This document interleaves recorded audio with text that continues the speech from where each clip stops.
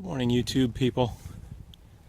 Today we are at this, I'm messing up already. This grounds is called The Ringling, but formerly it was somebody's home and grounds, which is something like, I don't know if it's like 30 acres or something like that, or maybe even more, 40 acres. There's a house, there's gardens, there's a playground now, there's a huge museum, the John and Mabel Ringling Museum, so it all consists of this whole thing with a circus museum also. But it's also got, the grounds consist of some grassy areas with trees where it's got some, some exotic plants. They have a rose garden. So the home would be in this area and the water's just beyond there. Then you've got just like lots of cool trees, and there's some little tree walks over there to kind of go through some wooded areas. And up toward the front is a lot of the, I would say it's like a gift shop slash ticket office slash theater. But one of my favorite areas, what you're looking at is banyan trees. So these banyan trees, if you've never experienced a banyan tree would start off like a central tree with a single trunk. And then they branch out dramatically. And I've heard that these trees can live for hundreds of years, actually. I have no way of knowing like what kind of, how old these are, but I've heard things at different places that, they estimate the trees to be 80 years old or 90 years old or something like that. But you could tell sort of by how far they branch out. So like I said, you've got a tree that is like a single trunk, and then what happens is they branch out. So let's take this one for example. The central trunk area is this right here, this kind of big fat area. And what you see is you've got branches coming out, and then like these roots come from the branches.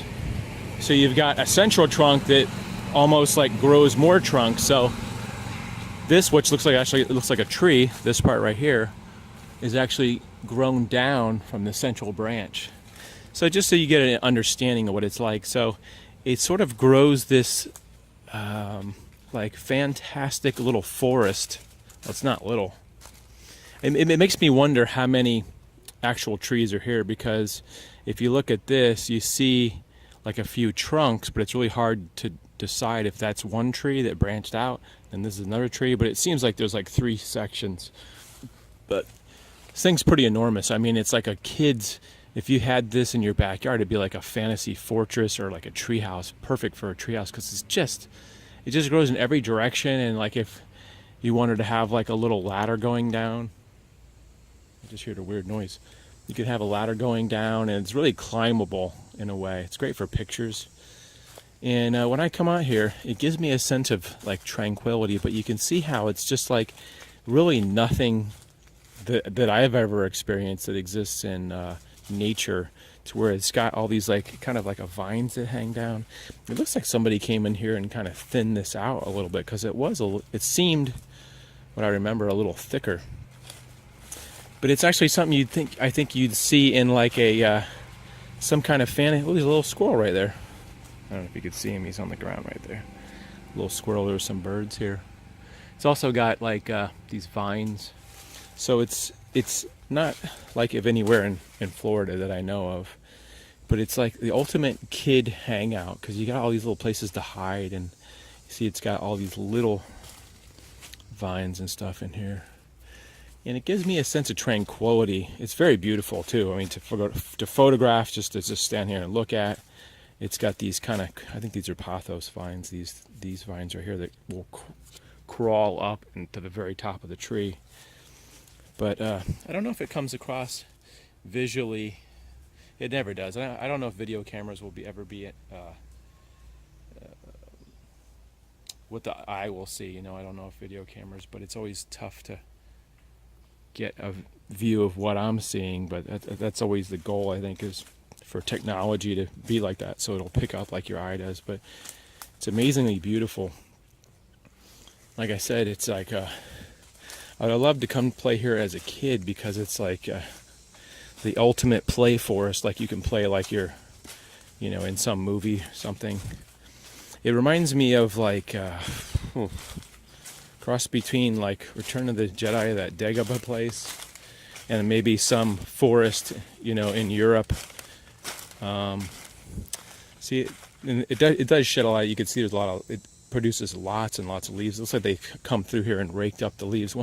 And it also, I think they have some kind of seeds that drop. One day I was out here and a seed hit me in the shoulder, and it felt like somebody threw it at me, because I guess, the trees are like, I don't know, 40, 50 feet tall, something like that. And I think the nut dropped from a really tall height. And I just wanted to share this with you guys because it's a really magical place. And when I'm feeling anxious or, stressed out, sometimes I can come in here and just walk around. It gives me a sense of relief. See how this section right here, it's got all these little tunnels that you can actually, I don't know if I can get through here, but all these little tunneled sections. Like I said, if you had a kid, it would be great to bring your kid out here, because they probably just love running through here. But it's an amazing feat of nature, the way it grows. A lot of times these trees will be in somebody's yard and they have to keep cutting them because they will branch out, and they can branch out like hundreds of feet. Like, I don't have a measuring tape, but just from looking, I would say that from the center of this trunk, this thing, I don't know, 50, 60 feet, it has grown out, and it just keeps growing out. Here's an example of a really tall one. This one actually looks bigger.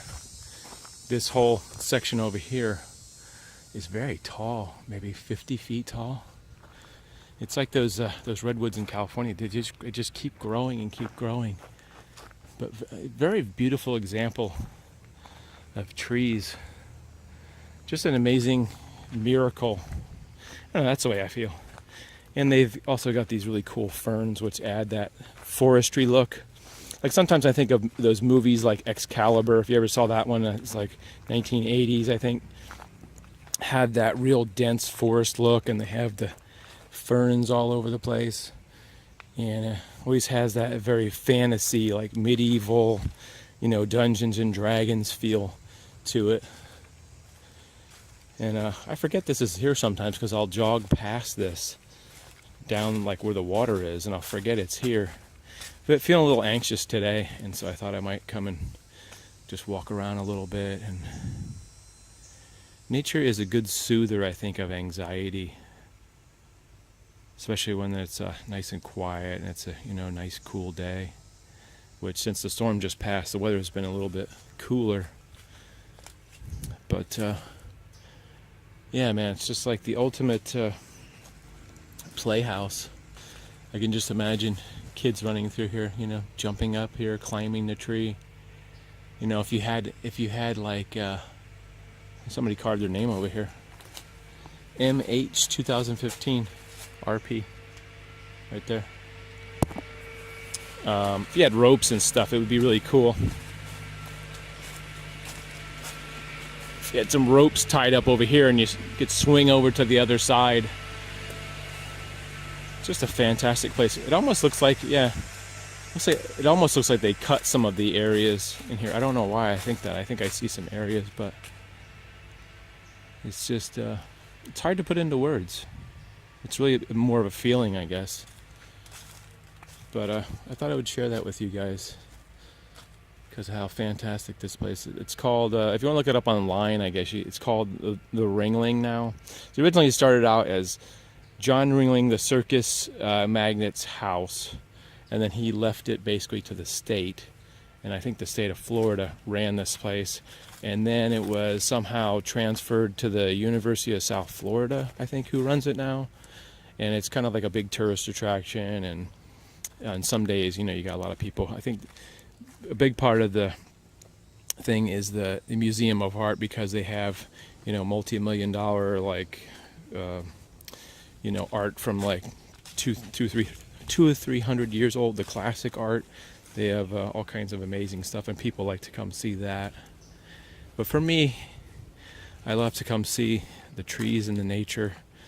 It's almost like just a big park. And basically, the cool thing is that it's free to walk into, so you can walk the grounds for free. And then if you want to go like tour the mansion, which is really fantastic, you pay a certain price, and then if you want to go, there's a circus museum, there's an art museum, then you can pay a different price. I don't really have any idea. Last time I was here, somebody gave me a pass to go in there. So funny, they have a sign that says "Do not enter" for some reason. Anyway, but if you are in the mind to go somewhere free, and they actually have a kids playground across the way that's pretty neat, and that as well is free as far as I know. And the other thing is, if you come on a Monday for some reason, it was in John Ringling's will that the museum's over here. It's that pinkish thing you can see through there. That you can go to the museum on Mondays free always. So a lot of times you'll see lots and lots of people here because it's free on Mondays. So it's a really huge building. I think it was built in the mid-20s-ish or finished in the mid-20s. Unfortunately, John Ringling ran out of money at that point because of the Great Depression. It was around 1929. But like I said, this is just a fantastic grounds if you like nature. If you like to come out and take your kids out for a stroll, just sort of enjoy some really beautiful, it's probably one of the most prettiest spots in Sarasota County. But right now I'm on a mission to jog, and I'm going to keep jogging. Every once in a while I like to show this place. I've done videos in the past, but it's been quite a while, and I really haven't been here much in the last 6 to 8 months. I don't really know why. I guess I jog through a couple places and then I get tired of it, so I start to go to new places. But I'm glad you could be with me on this little nature hike. Here's what the rest of the ground's like. And at one point, just as a side note, they used to have the medieval fair here, if you ever went to a Renaissance fair. And it was really awesome because this place lends itself to that kind of woodsy, forest-like. And they used to have it in that area, I think, and actually part of it used to come down to here. It was really cool. For some reason, I don't think there was a pond here, so I think there was like a big grassy area here, this part down here. I remember they used to play like human chess or something. There's a little square area down there. And then I don't remember this pond being there. And we're going back maybe 15, 20 years, but I remember this being a midway, and then they would have like food vendors all out here. And then down here, they'd have a big midway with, people selling stuff. And I remember seeing people doing like armored combat over here. And at some point they decided to stop doing that, which is, it's a real shame because of how beautiful this place is. You can see how big the museum is from here. Some parts of that museum I think are like 3 stories tall, but it's pretty much a world famous museum. And if you're into that art thing, you can go there as well. I would think the prices would be like $15 to $20, something like that. Just not really sure. Like I said, last time I came here I didn't pay. Somebody gave me some really good passes, and we toured my glasses. But